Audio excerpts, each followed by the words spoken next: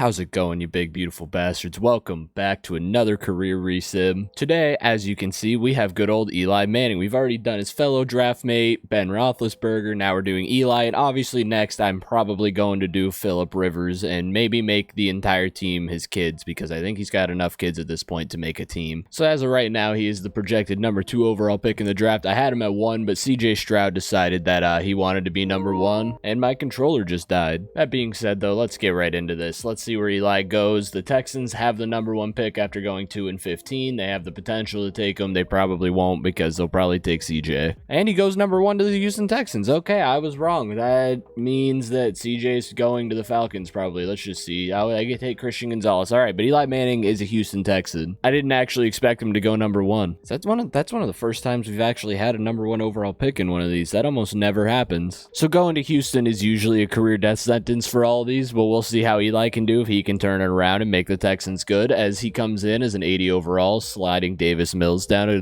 QB2. The team still has Dameon Pierce. You also get Brandon Cooks back. Russell Gage is here now. John Mechie's receiver 4, and they didn't get Dalton Schultz in this, so they're rocking with Laporte at tight end. Sim through his rookie season, see how it goes. See if he could turn this ragtag Houston Texans team into an actual winning franchise. Well, he didn't make that big of a difference. They went 5 and 12. Let's go see how he did. The passing offense was in the red. He threw for 4,300 yards, 39 touchdowns, and 12 picks. Might be offensive rookie of the year. Bryce Young won MVP in his rookie season. Okay, that's something. He is in fact offensive rookie of the year. He beat out Eric Gilbert. Will Levis is in 3rd, and Laporte also was apparently one of his best targets, as he's in 4th. Also, the Raiders went 7 and 10, yet had offensive player of the year and defensive player of the year. That is actually impressive. Bit of an empty season when it comes to the playoffs and everything, but I'll take an offensive rookie of the year. That's still a win for the guy that we're here for. So going into year 2, Eli is up to an 86. He unlocked his X Factor, which for some reason I think is Truz, which doesn't make a lot of sense to me, but maybe Eli's a mobile quarterback this time around. Other than that, you still keep Brandon Cooks and Dameon Pierce. They draft this Vincent guy who's an 82 overall, Telvin Vincent. He's got a hidden ability, which could end up being an X Factor and help the team out. Laporte went up an overall, and that's about the extent of what happened with the offense. See if going through year 2, if they can have a bit of a better season and maybe actually do something decent. Probably not, though. It is the Houston Texans, as I say every time one of these players gets drafted there. Year 2, they missed the playoffs again. They did get a little better, though. 7 and 10 is better than 5 and 12. They at least were closer to the playoffs this time. We'll see how Eli did. He had 46,500 yards, 36 touchdowns, a 109 passer rating. Definitely not MVP, and he can't win Rookie of the Year twice. Patrick Mahomes is the NFL MVP. Who would have thought? It's like that happens in real life all the time. Year 3, they finally lose Brandon Cooks, which puts Vincent at the number 1 receiver. He's an 87 overall and did unlock an X Factor. Eli's up to an 89. Dameon Pierce is up to a 90. Laporte went up to a 75, and Russell Gage is now back to receiver 2 where he started. So going into this season, I did change the offensive scheme to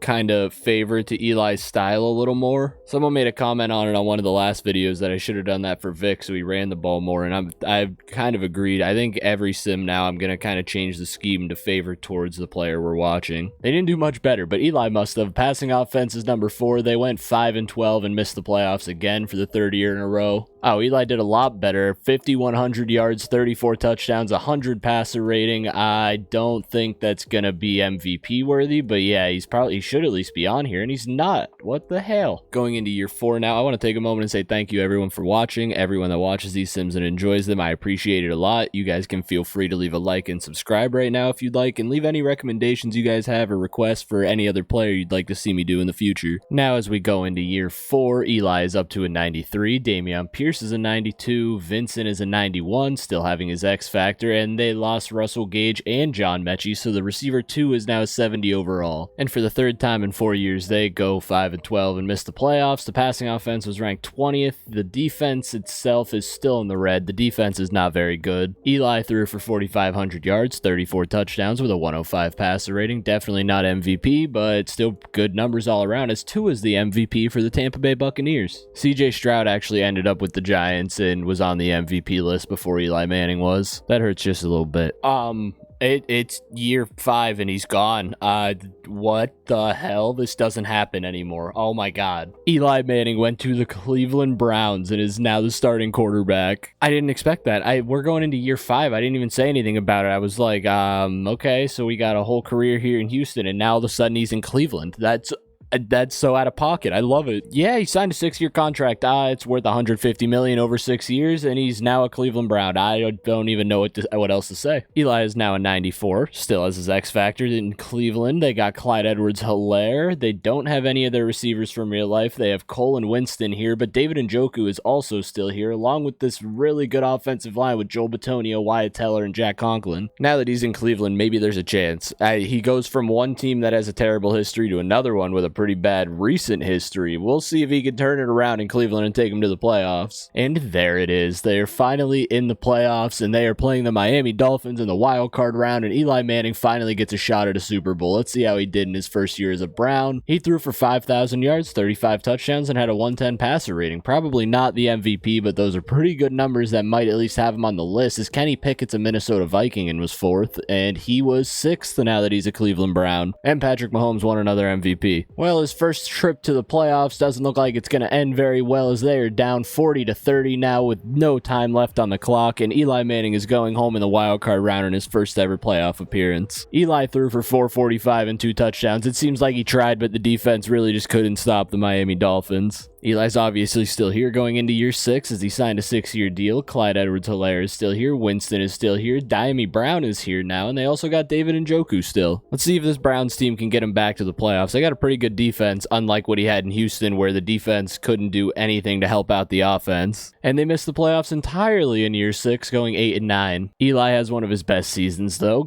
throwing for 5,100 and 38 touchdowns. The 17 interceptions aren't very good. He's a bit of a gunslinger, it seems like. So now year 7, the offense hasn't changed much, other than, again, wide receiver 2 changes. Diami Brown's gone, David Njoku's still here, and Eli's a 95. Well, year 7 is another bad one, as they go 4-13 and miss the playoffs. Passing offense was ranked 13th, so maybe Eli did something, but the rest of the team did not. Eli had 4,600 yards and 33 touchdowns, and an 86 passer rating. That's awful. And now in year 8, it's looking like Eli may have hit his peak already at a 95, as he's dropped down to a gold and lost his X factor. Clyde Edwards-Helaire is still here. Winston's still here. Cole's still receiver 2, but David Njoku's gone. Now they have a 69 overall tight end. Defensively, by the way, even Myles Garrett left. And year 8, they missed the playoffs again. They went 6-11. The passing offense was ranked 4th, so Eli had to have at least done pretty good, as he throws 5,000 yards and 41 touchdowns with a 104 passer rating. He throws a lot of interceptions. He's still not in the MVP conversation, as Joe Burrow wins one, actually. Patrick Mahomes is only in 5th. Things are now getting worse, as he's still a 95, and he's all the way down to a silver. Winston's up to a gold, though, and a 90. Clyde Edwards-Helaire's gone, and they have a new receiver, too, as Cole is gone. They got Tommy Tremble, though. Tommy Tremble shows up a lot. What the hell? This is going to be one of his last years in Cleveland. We'll see what the team can do for him. I was gonna say I don't know if he'll leave after this, but he randomly left Houston after 4 years, so I don't really know what to expect at this point. See, year 9, they did step it up a little bit. They go 8-9. They missed the playoffs, though, and the passing offense was 4th, so Eli was at least doing something, and that's all I really care about with this team, as he throws 5,000 yards and 39 touchdowns. He was 10th in the MVP race. He was actually on there for the first time. He's rarely ever on here. I think it's because he probably throws a shit ton of interceptions, which, yeah, he had 16. Going into year 10, he's actually regressed down an overall, down to a 94. Winston's got an X factor. Hoover, the new running back, is up to an 82. They do have an 80 overall receiver, too, and Tommy Tremble is down to a 77. We'll see if they can make the playoffs in his last year in Cleveland. Potentially his last year in Cleveland, I should say. Well, year 10, they do have one of their best seasons that he's had in Cleveland, going 9-8. But the whole division basically did, except for the Bengals, who went 11-6, and they missed the playoffs again with the number 5 ranked passing offense. So Eli finishes this season with just under 5,000 yards, 40 touchdowns, and 16 interceptions. He's throwing an interception a game at this point. Going into year 11, he's regressed down to a 92. He did re-sign in Cleveland. We'll have to take a look at what his contract's looking like. He re-signed in Cleveland on a 3-year deal, making about $44 million averagely throughout the 3 years. So he's regressed down to a 92. Hoover's up to an 84. Winston's a 92. Another new receiver too, and Tommy Tremble's now gone too. Let's see if this team can put it together in one of these 3 years he's got left in Cleveland and make the playoffs. They missed the playoffs again. Who would have thought? You know, the passing offense is ranked number 6. So again, Eli's doing good. The team is just not good around him. It kind of sucks as he throws for 5,000 yards and 43 touchdowns with a 112 passer rating. The highest he's been on the MVP list too, as he's 4th in the race, and Joe Burrow ends up taking it home, and Kyler Murray is 3rd for the Patriots. And now we go on to year 12, where it's not looking good for Eli. He's trying. He's had good seasons. It's just the teams around him can't seem to help them win games. Obviously, year 12 after re-signing, he's still here. He's a 92 and got his X factor back. Winston is up to a 93. Hoover's an 84. Another new receiver too. That position changes every season, and now they have this tight end who's up to a 76. He was the one that came in last year after Tremble left. And year 12, they finally put the pieces together and are back in the playoffs, playing the Las Vegas Raiders in the wild card round. Eli ended up having one of his worst seasons in the past couple of years with 4,500 yards and 33 touchdowns. Still a good season, but not like compared to what he's been doing, not great. No MVP, obviously. Off to a very bad start, down 21-0. Make that 28-7. Okay, but Eli's bringing it back. Defense needs to make a stop, and they don't. Well, that's gonna do it. It's 42-21 going into the fourth. 49-28 now. 49-35. 42-4. 52-42. I'm gonna leave that in there, that little sound I just made. Every time I stutter, I make that sound, and usually I cut it out of the video, but that was at a key point. As they struggled, they got destroyed. Lamar Berry threw 6 touchdowns. Eli Manning threw for 350 and 4 touchdowns. Every time they've made the playoffs, they've managed to get blown out. It hasn't been very good. Eli, again, though, he's putting up numbers in the playoffs. The defense just can't seem to stop the other team from scoring at all. And here we are in year 13. Eli's a 92, still with his X factor. Winston regressed to a 91. Hoover went up to an 85. Another new actually no, that's the same receiver too from last season. He just went up 2 overall, and the tight end is the same overall as last season. They managed to get Eli into the playoffs in year 12, so hopefully they can do it again in year 13 and maybe win a game or two, or maybe win a Super Bowl. But it's Cleveland, they're not going to win a Super Bowl. Year 13, they actually did make it back to the playoffs, going 9-8, and they play the Bengals in the first round. Eli Manning threw for 5,400 yards and 36 touchdowns, leading the league in passing yards. Could potentially be an MVP, but he's not, as he's not even on the list because he probably threw like 40 interceptions. 19. Let's see if he can take down Joe Burrow and move on to the divisional round for the first time in his career. And with a minute 45 left, they're down by 10. It is a 4th down. We'll jump in and watch the 4th down just to see Eli try and do something, but if he doesn't convert it, obviously the game is over. There it is. Eli dropping back to pass. Okay, and he completely missed the throw. That is, the receiver just didn't put his hands up. That actually looked pretty close to the receiver. And just like that, they're going home again in the divisional, or in the wild card round, not the divisional round, because they can't win a wild card game. Eli and Joe Burrow both threw 346. Joe threw 3 touchdowns. Eli threw 2 and a pick. Eli can't seem to get it done in the playoffs no matter what. I mean, his stats weren't bad. The team lets up a lot of points every time. It's really hard to win games when the defense lets up about 40 points every playoff game. But that was his last year in Cleveland on that contract, so there's potential he could leave, he could retire, he could sign somewhere else, he could re-sign, and he re-signed with the Cleveland Browns. He re-signed with the Browns on a 1-year deal going into year 14. He seems like he might be getting towards the end. Awards, he still is 1-0 other than the Offensive Rookie of the Year. This team got a little worse as Winston's now gone, so the best receiver is a 78 overall who was receiver 2 before Winston left. Hoover is still an 86, and they have a new tight end as the former starter is now bumped down to tight end number 2. And in year 14, they somehow win the AFC North at 9-8, and they're playing, I don't know, the San Diego Galaxies. I'm gonna have to check who that team is. It's the San Diego Aftershocks. Yeah, no idea who changed to become that, but let's go find out. The Titans. The Titans relocated and became the San Diego Aftershocks. It's a snowy game in Cleveland. Oh, please, this has got to be the one that they win. I want to see the Galaxies or the Aftershocks jerseys. Here we go. It's the start of the 4th. They've drove all the way down the field. They're at the 22 with 6 minutes to go in the 4th. Let's see if Eli Manning can put one in the end zone to get his team the lead. The snow apparently picked up at some point during the game too, and now the entire field is white. I figured those Aftershocks jerseys would go a lot harder than that, but I guess they are the away team, so I should have expected them to just be white. And they run an end around to the tight end and end up gaining a yard. Are they gonna let Eli Eli throw the ball, or are they scared because of the snow? Here we go. He's running in motion again. He fakes it and hands it to the running back on a 3rd and 6, and they lose 3 yards. This team has no brain. They made the field goal, so it is a 1-point game. They now get the ball back, down 1. Eli gets a chance to go at it again with 3.5 minutes to go in the game. He comes out under center, running back flank behind him. He's actually going to throw it now. Quick throw. Good play, honestly, for a gain of nothing, actually. I figured that was for a couple of yards, but it was a gain of 0. 3rd down, Eli's in the shotgun. He took the snap. He's dropping back. He's got all day back there. Good throw. Great pass for the 1st down as he's got 225, a touchdown, and 1 pick. Winston, he was gone. He wasn't even on the adjust lineup thing. Why is Winston came back apparently at some point? I have no idea. And there it is over the middle of the tight end, who was wide open and splits defenders for another 1st down.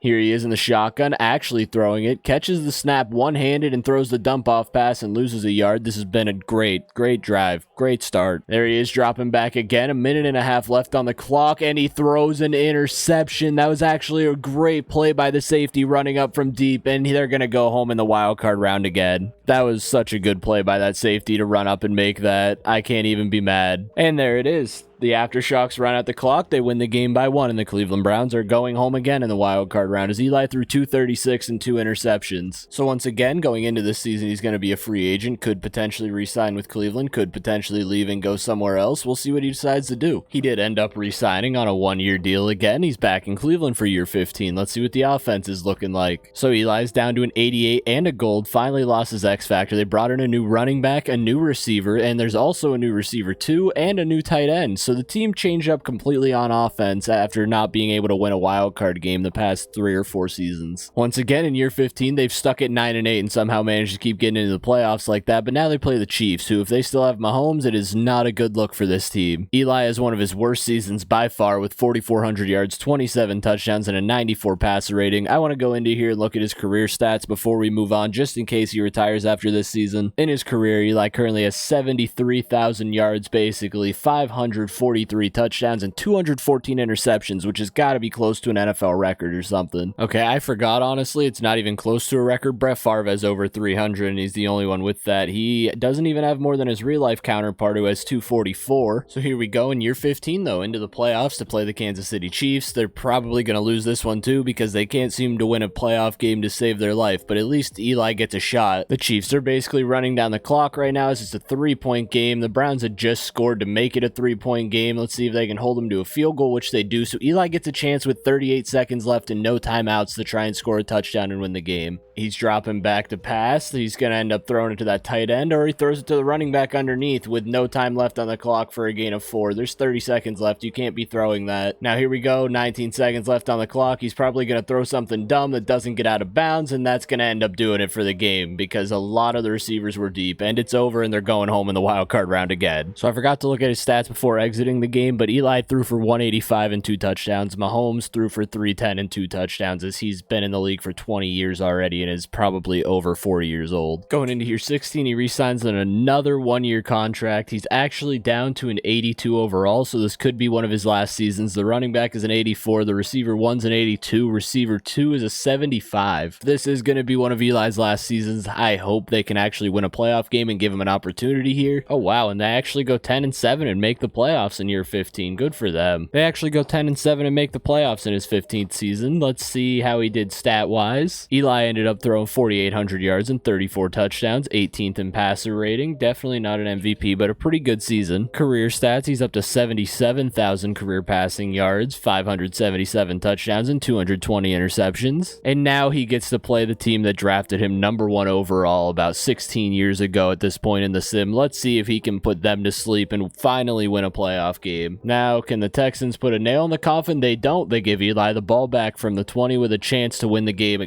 or tie the game still. He's got to go 80 yards in his last 3 minutes and score a touchdown and a 2-point conversion on top of that. He's going to run play action. He's got all day back there. Quick throw to the outside for a gain of about 2. That's all he seems to complete, as he's only thrown for 170 and a touchdown. So now he comes out in the shotgun as we're under 3 3 minutes to go now. Dropping back to pass again. The guy comes off the edge. He gets the pass out to the running back, and it actually works as the running back jukes out a guy and gets a gain of about 14. Eli's got to put a drive together here to even keep them in this game and tie it for a chance to win. So he's got to be on his A game. No mistakes, and it's a screen pass that's going to get blown up for a loss of 2. They have to go for this. This play basically decides the game here. They need a first down here on 4th and 6. Eli's dropped back in the shotgun, throws it into double coverage, and it's batted away. And that's probably going to do it as they lose another wild card game. Eli just doesn't have it in him in the playoffs. And there it is. The Texans run out the clock. They win the game 18-10, and they shut down their former #1 overall pick quarterback as he throws for 184 and a touchdown. And there it is. He retires following his 15th or 16th season in the league, and he goes into the Hall of Fame, as you can see right there. Eli Manning ends up 6th all-time in passing yards. With touchdowns, he also ends up 6th, so he ends up 6th all-time in both major passing categories. He had a good career. The teams he was on kind of failed him, but he also kind of failed the teams he was on in the playoffs when he was throwing interceptions in key moments in the game. That is going to be it for the video, though, guys. Thank you so much for watching. If you did enjoy, as I said earlier, feel free to leave a like and subscribe. I will talk to you all later, though. It has been a fun one. Peace out.